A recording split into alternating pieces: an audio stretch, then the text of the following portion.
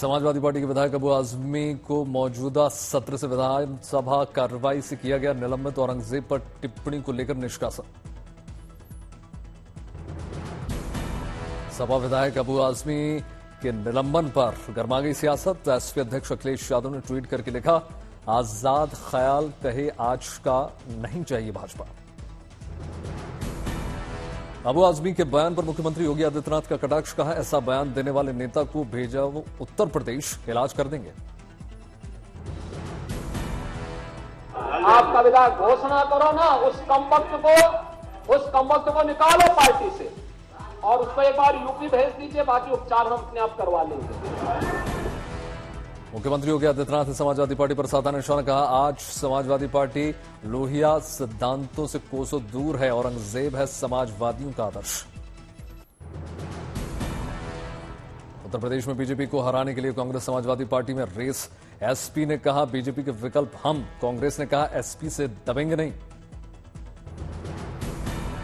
Samajwadi party के नेता माता प्रसाद पांडे ने बीजेपी पर साधा निशाना। कहा, उत्तर प्रदेश में बीजेपी की सबसे बड़ी विकल्प सपा है। भाजपा का विकल्प अगर कोई है तो समाजवादी पार्टी है, और वो हमेशा 27 से घबरा रहे हैं कि कहीं ऐसा न हो समाजवादी पार्टी बढ़ के आ जाएगी तो हम कहां जाएंगे। कांग्रेस ने समाजवादी पार्टी पर लिखा पलटवार। कहा, बीजेपी को चैलेंज करने का काम राहुल गांधी ने किया। राहुल गांधी जी मजबूती के साथ बोलने का काम करते हैं और उस विचारधारा को, जिस विचारधारा ने के साथ आप लड़ने की बात कर रहे हैं, उस विचारधारा को चैलेंज करने का काम मैं गारंटी के साथ कह सकता हूं कि राहुल गांधी के अलावा कोई मजबूती से नहीं कर सकता। संभल में पुलिस चौकी का निर्माण कार्य हुआ शुरू। एएसपी शेषचंद्र ने भूमि पूजन करके मुस्लिम बच्ची से रखवाई पुलिस चौकी की नींव की पहली ईंट।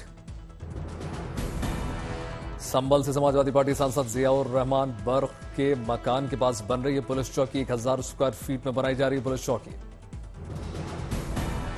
संभल हिंसा को लेकर कांग्रेस ने उत्तर प्रदेश सरकार पर जमकर बोला हमला। कहा, संभल पर सरकार झूठ बोलती है। संभल का रोना रोते रहते हैं, फिर कहते हैं कि प्रदेश में कोई दंगे नहीं हो रहे। पूजन प्रक्रिया जो है पूरा संभल पर सबसे पहले तो सरकार ये बताए कि उन्होंने अभी इसी बजट में कहा कि कोई भी दंगे नहीं हुए, सांप्रदायिक दंगे, और खुद ही संभल का रोना रोते रहते हैं। तो जो संभल में हुआ, जो बहराइच में हुआ, वो था क्या?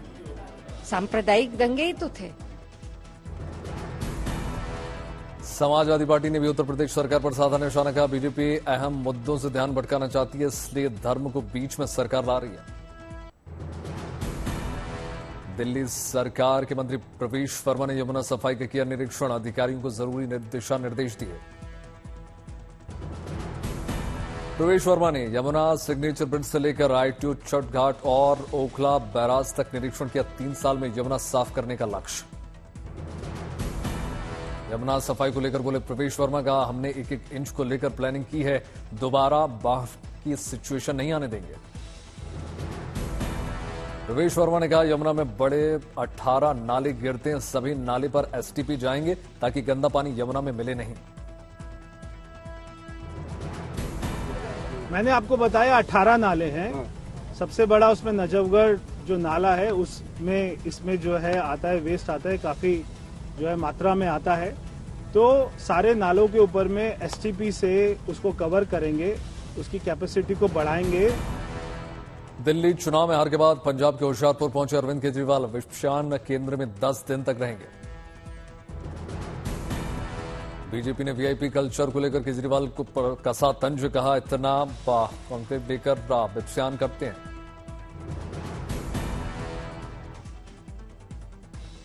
आपकी सुरक्षा करने निकले, कैसी शान। दिल्ली के मंत्री मनजिंदर सिंह सिरसा ने कहा, जो कभी वैगनार में आम आदमी होने का दिखावा करते थे, अब बुलेट प्रूफ लैंड क्रूजर से चलते हैं।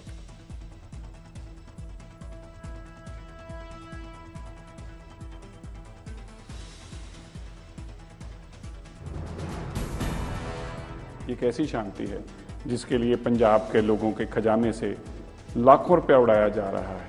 ये कैसी शांति है जिसके लिए सारे होशियारपुर को जगाया जा रहा है। ये कैसी शांति है जिस मनजिंदर सिंह सिरसा ने केजरीवाल पर साधा निशाना कहा, आपका सच निकलकर सामने आ गया, छल कपट पाखंड और वीआईपी अहंकार चरम पर।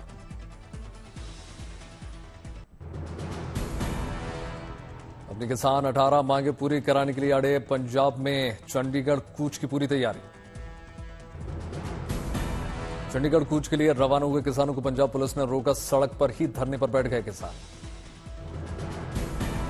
किसानों ने भगवंत मान सरकार के खिलाफ नारेबाजी की, बसों की भी पुलिस कर रही है जांच।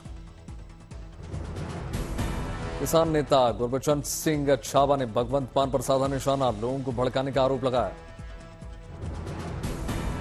पंजाब में किसानों के धरना से पहले पुलिस के एक्शन पर भगवंत मान की दो टूक, बोले मोर्चा ही लगाना था तो मीटिंग क्यों की। बिहार के सियासी मैदान में धार्मिक कटाक्ष, तेजस्वी यादव ने विजय सिन्हा को सनातनी होने के साथ बताया झूठा।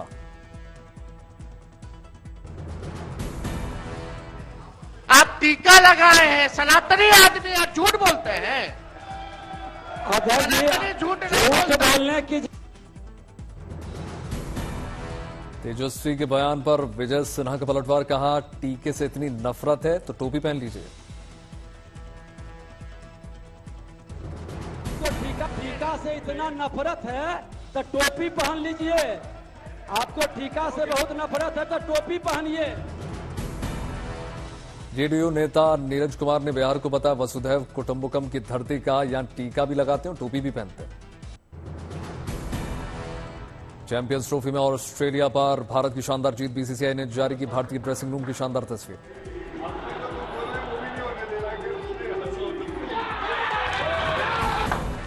जीत के साथ चैंपियंस ट्रॉफी के फाइनल में पहुंच गई टीम इंडिया, ड्रेसिंग रूम में अद्भुत जश्न।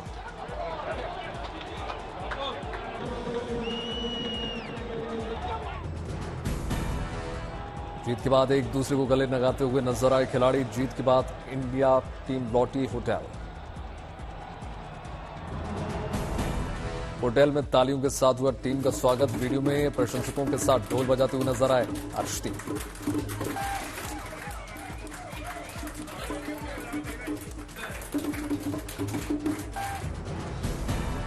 चैंपियंस ट्रॉफी सेमीफाइनल में हार के बाद स्टीव स्मिथ ने लिया संन्यास, वनडे क्रिकेट को कहा अलविदा। प्रयागराज में भी टीम इंडिया की जबरदस्त जीत का जश्न, जमकर आतिशबाजी हुई, हाथों में तिरंगा लेकर एक दूसरे को बधाई दी। वर्ल्ड कप में ऑस्ट्रेलिया वालों ने इंडिया को हराया था, जिसका बदला आज उन्होंने ले लिया है और आगे भी चाहते हैं हम लोग वही जीते, इंडिया। हिप हिप हुर्रे, हाँ फाइनल इंडिया जीते। पटना की सड़कों पर उतरे टीम इंडिया के फैंस आतिशबाजी करके जीत की खुशी मनाई।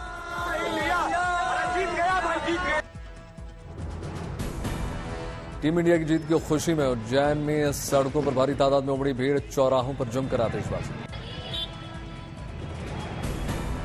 जम्मू में भी भारत की बड़ी जीत पर शानदार जश्न, सड़कों पर सेलिब्रेशन के लिए हजारों की संख्या में क्रिकेट फैंस ने हुजूम जमाया।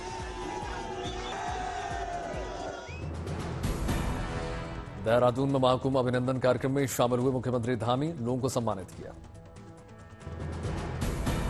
उज्जैन के बाबा महाकाल दरबार में पहुंचे केंद्रीय मंत्री चिराग पासवान, विधि विधान के साथ पूजा अर्चना की।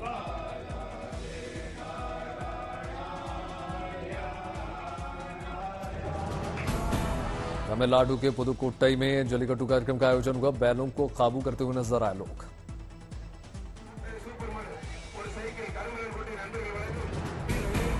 कानपुर पहुंचा प्रयागराज महाकुंभ से अमृत जल, पानी के लिए लाइन में नजर आए लोग।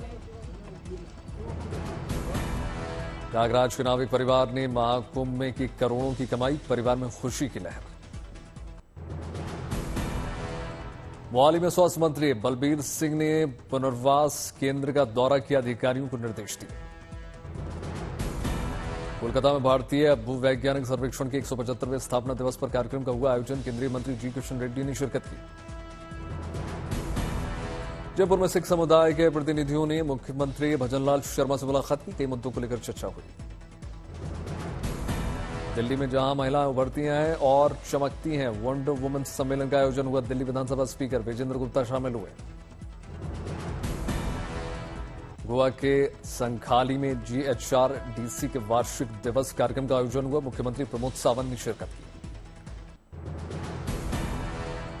दिल्ली एनसीआर में बदल गया मौसम का मिजाज, तेज हवाओं के साथ बढ़ी ठंड। हिमाचल, उत्तराखंड और जम्मू कश्मीर में बर्फबारी से दिल्ली एनसीआर में बढ़ी ठंड, होली के बाद बढ़ेगी प्रचंड गर्मी। दिल्ली एनसीआर में आज तेज हवाओं का सिलसिला लगातार जारी, तापमान में गिरावट। उत्तराखंड और कश्मीर में बर्फबारी के लिए ऑरेंज अलर्ट, मौसम विभाग के मुताबिक दोनों राज्यों में जमकर होगी बर्फबारी। हिमाचल प्रदेश के कई शहरों में बारिश और बर्फबारी का अलर्ट, आज दोपहर हल्की बारिश और बर्फबारी के आसार।